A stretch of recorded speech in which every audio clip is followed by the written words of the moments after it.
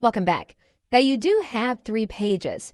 However, you can do this webinar in 2 pages, depending on how you want to do it. Obviously, the first part of the process is you want to determine what you want to happen when the individual registers for the webinar. So you're going to first look to the automation rules. You're then going to click on Add Rule. You'll then click on Trigger. And then what you want the trigger to be is when the individual is registered to a webinar. You'll then set the action. You'll then determine how you want the individual to be identified. Typically, you're going to want to at least add a tag. You will also then want to subscribe the individual to a campaign. And what we also want, obviously, is we want to have an email sent to that individual.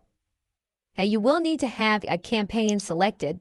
We're just going to select a campaign for the sake of this video.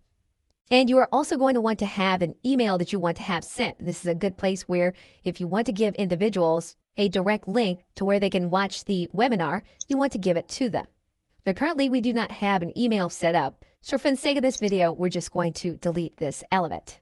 What we could do also is to set up a different email campaign and have the individual added to that campaign. We're going to select the tag and we're going to save the rule. What we then want to do is want to configure the webinar registration page. We're going to edit the page. And we want to make sure to collect the individual's name and email address. And then we're going to click the button. And we'll notice here that when the individual submits the form, that the system will take that individual to the next step in the process. So we can now click Save Changes.